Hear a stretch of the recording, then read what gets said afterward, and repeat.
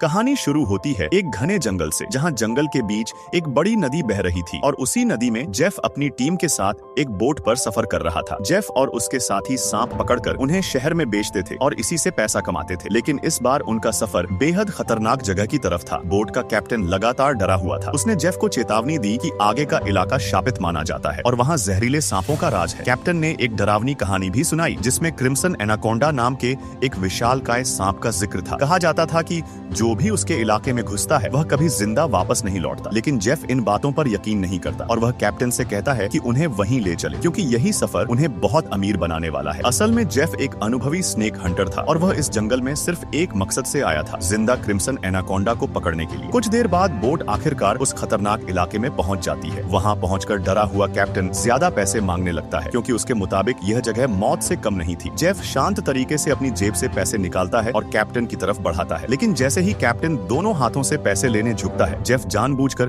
पैसे नीचे गिरा देता है। कैप्टन खुशी खुशी उन्हें उठाने के लिए नीचे झुकता है और तभी अचानक जेफ नाइफ निकालकर उसके गले पर हमला कर देता है। वह बेरहमी से कैप्टन का गला काट देता है और उसकी डेड बॉडी नदी में फेंक देता है। किनारे पर खड़े जेफ के दोनों साथी यह सब देखकर डर से कांप उठते हैं। उन्होंने पहली बार जेफ का इतना खतरनाक रूप देखा था। इसके बाद जेफ धीरे धीरे उनकी तरफ बढ़ता है और साफ शब्दों में चेतावनी देता है कि जो भी उसे धोखा देगा या उसकी बात नहीं मानेगा, उसका हाल भी कैप्टन जैसा ही होगा। यह सुनकर दोनों साथी पूरी तरह डर जाते हैं। फिर तीनों जंगल के और अंदर बढ़ने लगते हैं। कुछ देर बाद वे एक रहस्यमयी जगह पर पहुंचते हैं, जहां उन्हें एक विशाल पत्थर की स्नेक स्टैच्यू दिखाई देती है। उस प्राचीन मूर्ति को देखकर जेफ को एहसास होता है कि शायद क्रिम्सन एनाकोंडा की कहानियां सच हो सकती हैं। इसी बीच उसके दोनों साथी आसपास रेंग रहे कई सामान्य सांपों को पकड़ने लगते हैं और उन्हें बड़े बैग्स में भरना शुरू कर देते हैं। लेकिन जेफ उन छोटे सांपों पर बिल्कुल ध्यान नहीं देता, क्योंकि उसका असली निशाना कुछ और ही था। जेफ को साधारण सांपों में बिल्कुल भी दिलचस्पी नहीं थी। उसका असली लक्ष्य पूरे जंगल के सबसे खतरनाक जीव लेजेंडरी क्रिम्सन एनाकोंडा को पकड़ना था। इसी बीच जेफ का एक साथी पकड़े हुए सांपों से भरा भारी बैग लेकर नदी किनारे बोट की तरफ लौटने लगता है। लेकिन जैसे ही वह पानी के करीब पहुंचता है, उसकी नजर नदी में तैरती एक भयानक चीज पर पड़ती है। वह बोट कैप्टन की हेडलेस डेड बॉडी थी, जिसे जेफ ने कुछ देर पहले मारा था। यह देखकर वह डर से जम जाता है। तभी अचानक वह लाश पानी के अंदर गायब हो जाती है। उसी पल नदी के अंदर कुछ विशाल चीज तेजी से उसकी तरफ बढ़ने लगती है। पानी में उठती बड़ी बड़ी लहरें साफ बता रही थी कि कोई बहुत बड़ा शिकारी उसकी तरफ आ रहा है। डर के मारे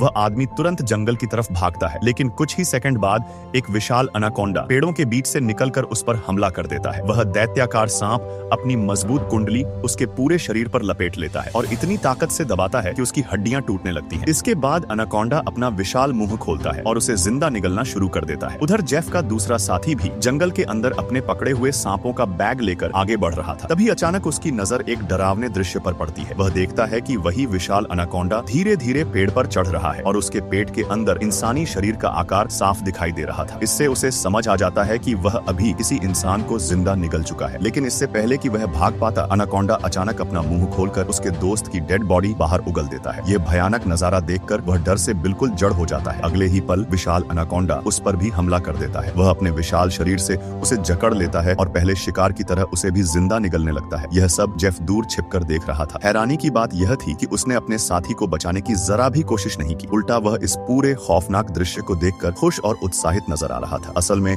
जेफ ने शुरू से ही अपने साथियों को एनाकोंडा के लिए बेट बनाने का प्लान बनाया था। उसका इरादा था कि जब एनाकोंडा अपने शिकार को खाने में व्यस्त होगा, तभी वह उसे ट्रैंक्विलाइजर डार्ट्स से बेहोश करके जिंदा पकड़ लेगा। जेफ अपनी शॉटगन निकालता है और विशाल सांप पर हमला करने की तैयारी करता है। लेकिन तभी अचानक पूरे जंगल में मौजूद जानवर और पक्षी जोर जोर से आवाजें करने लगते हैं। कुछ ही सेकंड में पूरा जंगल अजीब और डरावनी हलचल से भर जाता है। जब विशाल एनाकोंडा जंगल में जानवरों और पक्षियों की डरावनी आवाजें सुनता है, तो वह तुरंत अपना शिकार छोड़कर तेजी से जंगल के अंदर गायब हो जाता है। ऐसा लग रहा था मानो जंगल में एनाकोंडा से भी ज्यादा खतरनाक कोई चीज आ चुकी हो, जिससे हर जीव डरकर भाग रहा था। इसके बाद कहानी एक दूसरी जगह पहुंचती है, जहां एक पुराना सर्कस आर्थिक तंगी से जूझ रहा था। हालत इतनी खराब थी कि अब वहां शो देखने कोई नहीं आता था। तभी वहां बिली यांग नाम का एक युवक पहुंचता है। वह सर्कस के मालिक के सामने एक सूटकेस खोलता है जो पैसों से भरा हुआ था। बिली पूरे सर्कस और वहां काम करने वाले सभी परफॉर्मर्स को खरीदने का प्रस्ताव देता है। फिर वह अपना प्लान बताता है कि वह सबको थाईलैंड ले जाकर वहां नया सर्कस शुरू करना चाहता है। सर्कस के लोग यह देखकर हैरान रह जाते हैं, क्योंकि कुछ साल पहले तक बिली भी उन्हीं की तरह गरीब परफॉर्मर था। किसी को समझ नहीं आता कि वह अचानक इतना अमीर कैसे बन गया। अगली सुबह बिली पूरे सर्कस टीम को बोट के जरिए थाईलैंड ले जाने की तैयारी करता है। अब चूंकि सर्कस कानूनी रूप से बिली का हो चुका था, इसलिए सभी उसके साथ जाने के लिए तैयार हो जाते हैं। सभी लोग बड़ी बोट में सवार हो जाते हैं और कैप्टन उन्हें थाईलैंड की तरफ ले जाने लगता है। सफर के दौरान बिली चुपके से बाथरूम में जाता है और किसी को फोन करता है। वह धीरे से कहता है कि डिलीवरी तैयार है और वह जल्द ही सभी लोगों के साथ पहुंच जाएगा। उसकी बातों से साफ लग रहा था कि वह किसी खतरनाक और गैर कानूनी काम में शामिल है। कुछ देर बाद सफर करते हुए सभी देखते हैं कि नदी का रास्ता पूरी तरह बंद है। बड़े बड़े वुडन बैरियर्स और भारी मेटल कंटेनर्स जानबूझकर नदी के बीच लगाए गए थे। कैप्टन कहता है कि वे दूसरा रास्ता ले सकते हैं, लेकिन उसमें काफी ज्यादा समय लगेगा। यह सुनते ही बिली गुस्से में आ जाता है। वह कैप्टन को धमकाते हुए कहता है कि उन्हें हर हाल में समय पर थाईलैंड पहुंचना होगा, क्योंकि उसने वहां सर्कस शो के लिए पहले ही एडवांस पेमेंट ले लिया है। अगर वे देर से पहुंचे तो उनका सारा पैसा और डील खत्म हो जाएगी। तब कैप्टन एक खतरनाक उपाय सुझाता है। वह कहता है कि अगर वे एक्सप्लोसिव्स का इस्तेमाल करें तो रास्ता साफ किया जा सकता है। बिली बिना एक पल सोचे तुरंत इस प्लान के लिए तैयार हो जाता है, लेकिन उन्हें बिल्कुल अंदाजा नहीं था कि वे कितनी बड़ी गलती करने जा रहे हैं। वे मेटल कंटेनर्स के पास एक्सप्लोसिव्स लगाते हैं और रिमोट से ब्लास्ट कर देते हैं। जोरदार एक्सप्लोजन के साथ रास्ता तो साफ हो जाता है, लेकिन उसी पल कंटेनर्स के अंदर छिपे अनगिनत सांप सीधे उनकी बोट पर गिरने लगते हैं। बोट पर अचानक गिरे सैकड़ों जहरीले सांपों को देखकर पूरा क्रू डर के मारे चीखने लगता है। कुछ ही सेकंड में पूरी बोट सांपों से भर जाती है और वे हर किसी पर हमला करना शुरू कर देते हैं। तभी लेनी नाम की एक लड़की खुद को बचाने के लिए तेजी से एक हाई प्रेशर वाटर हॉर्स चालू कर देती है। तेज पानी के दबाव से उसके आसपास मौजूद सांप उड़कर वापस नदी में गिरने लगते हैं। उधर बिल्ली यांग डर के मारे बोट के बाथरूम में छिप जाता है, लेकिन तभी अचानक बाथरूम की छत टूट जाती है और दर्जनों सांप सीधे उसके ऊपर गिर पड़ते हैं। यह देखकर बिली बुरी तरह घबरा जाता है और जान बचाने के लिए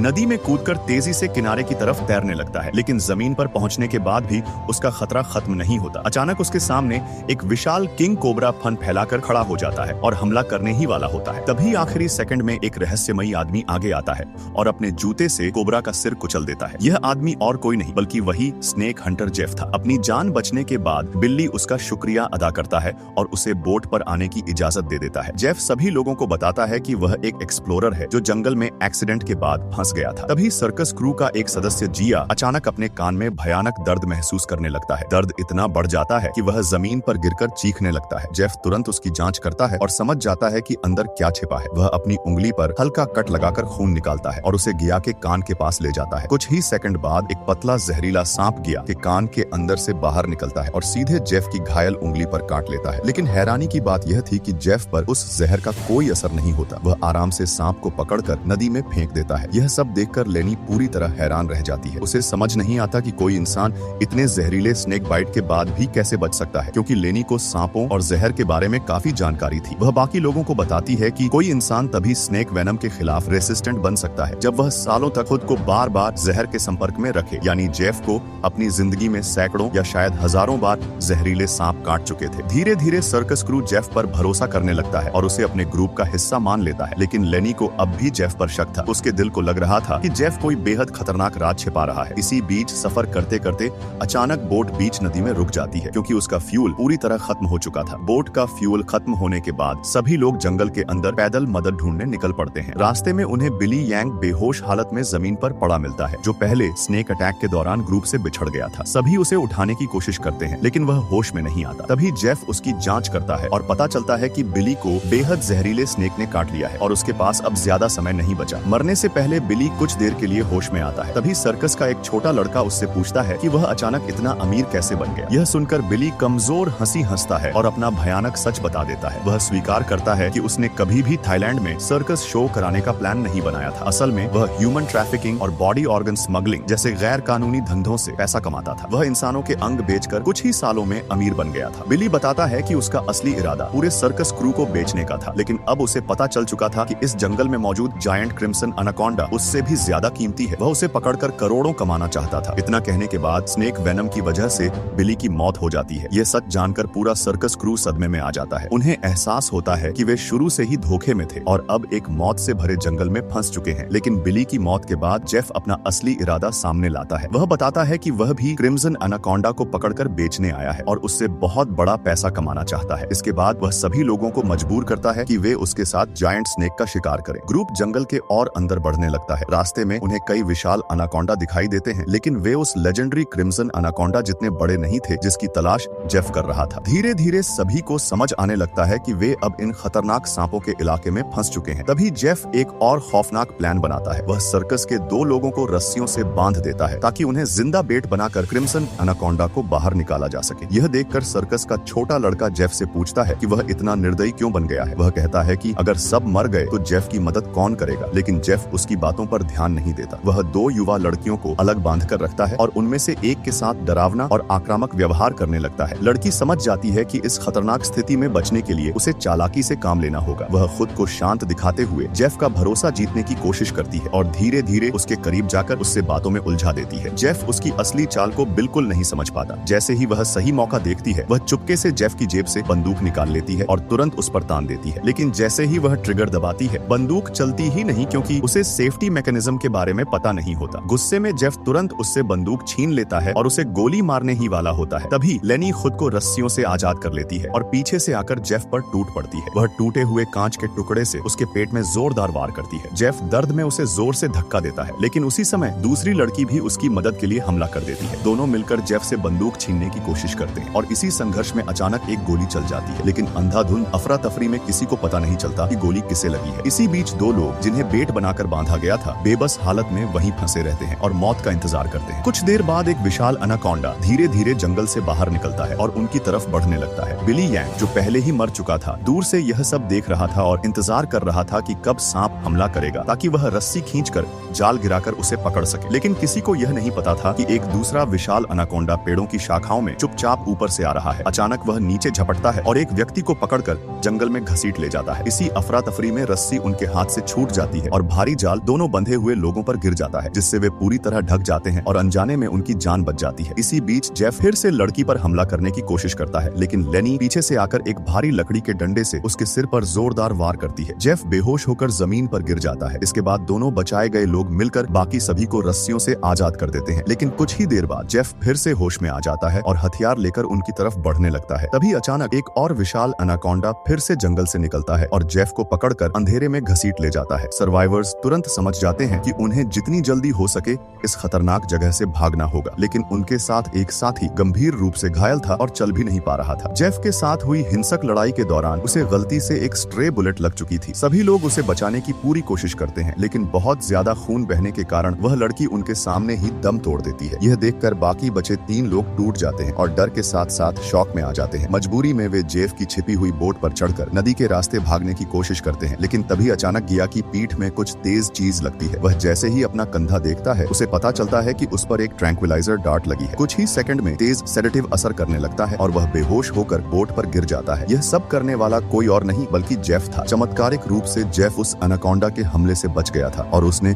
उस विशाल सांप का सिर काटकर उसे मार भी दिया था। इसके बाद जेफ फिर से बाकी बचे सर्वाइवर्स को पकड़ लेता है और उन्हें टाइटली बांधकर एक बार फिर बेट बना देता है। वह उनके शरीर पर मेटल वायर्स लगाता है और पास में एनिमल ब्लड गिराता है, ताकि सांपों को खून की स्मेल से अट्रैक्ट किया जा सके। इसके बाद वह दूर खड़े होकर रोप से जुड़े बड़े नेट को तैयार करता है और इंतजार करने लगता है। जल्द ही कई विशाल अनाकोंडास खून की स्मेल से आकर्षित होकर उनकी तरफ बढ़ने लगते हैं। सभी सर्वाइवर्स डर से कांप जाते हैं, क्योंकि मौत हर दिशा से करीब आ रही थी। लेकिन तभी पूरा जंगल अचानक एक बार फिर से दहशत में आ जाता है। पक्षी और जानवर जोर जोर से भागने लगते हैं और बड़े सांप भी घबराकर पीछे हटने लगते हैं, जैसे कोई उनसे भी ज्यादा खतरनाक चीज आ रही हो। लेकिन उनमें से एक विशाल अनाकोंडा पीछे नहीं हटता और आगे बढ़ता रहता है। उसी पल पहली बार लेजेंडरी क्रिम्सन अनाकोंडा सामने आता है और एक ही भयानक वार में उस छोटे विशाल सांप को मार देता है। पहली बार सभी लोग इस लेजेंडरी क्रिम्सन एनाकोंडा को साफ देख पाते हैं। यह विशाल राक्षस इतना बड़ा और डरावना था कि किसी ने आज तक ऐसा सांप नहीं देखा था। उसकी लाल चमकती स्केल्स और पेड़ जैसे मोटे शरीर को देखकर तीनों सर्वाइवर्स पूरी तरह डर के मारे जम जाते हैं। दूर खड़े जेफ की नजर जैसे ही पहली बार लेजेंडरी क्रिम्सन अनाकोंडा पर पड़ती है, वह उत्साह और रोमांच से भर जाता है, क्योंकि यही वह जीव था जिसे वह इतने समय से ढूंढ रहा था। तभी विशाल क्रिम्सन एनाकोंडा अपना भयानक मुंह खोलकर बंधे हुए लोगों की तरफ बढ़ता है, ताकि उन्हें जिंदा निगल सके। उसी खतरनाक पल में जेफ अपने पहले से लगाए हुए हिडन नेट को छोड़ देता है और भारी जाल नीचे गिरकर उस विशाल जीव को फंसा लेता है। क्रिम्सन एनाकोंडा पूरी ताकत से छटपटाने लगता है और खुद को छुड़ाने की कोशिश करता है, लेकिन मजबूत रस्सियों के कारण वह पूरी तरह नहीं निकल पाता। वह अपने तेज दांतों से जाल को फाड़ने की कोशिश करता है, लेकिन फिर भी उसका बड़ा हिस्सा फंसा रहता है। जेफ दोनों हाथों से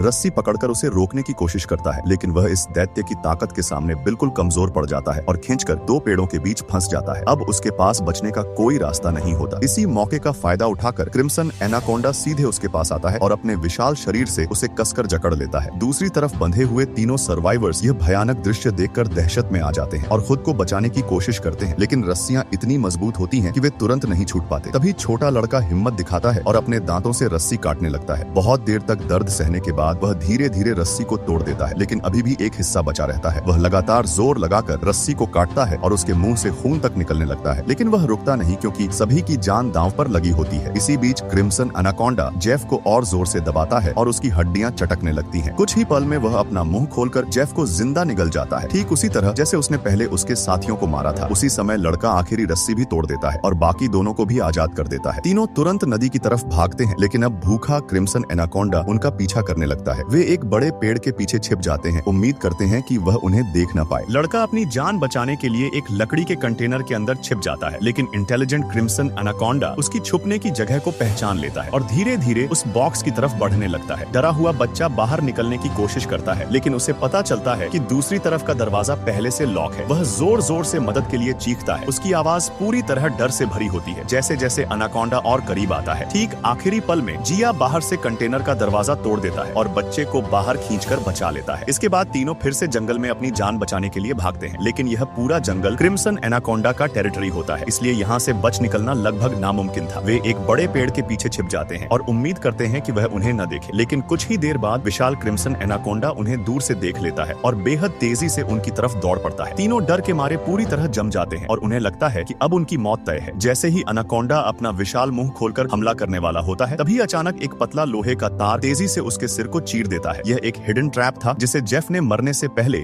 आखिरी योजना के तौर पर लगाया था। यह तार सीधे एनाकोंडा के शरीर में गहराई तक कट लगाता है और उसे घातक चोट पहुंचती है। लेजेंडरी क्रिम्सन एनाकोंडा जोरदार दहाड़ के साथ जमीन पर गिरकर मर जाता है। सालों से जंगल का सबसे खतरनाक शिकारी आखिरकार खत्म हो जाता है। तीनों सर्वाइवर्स पूरी तरह शॉक में खड़े रह जाते हैं और यकीन नहीं कर पाते कि वे अब भी जिंदा हैं। वे लंबे समय तक उस विशाल मृत शरीर को देखते रहते हैं ताकि यह सुनिश्चित कर सकें कि खतरा सच में खत्म हो गया है। आखिरकार अपनी बची हुई हिम्मत और ताकत जुटाकर वे धीरे धीरे उस खतरनाक जंगल से बाहर निकल जाते हैं और कई घंटों बाद सुरक्षित जगह पहुंचकर उस डरावने सफर से बच निकलते हैं। इसी के साथ यह खतरनाक और मौत से भरी कहानी खत्म हो जाती है।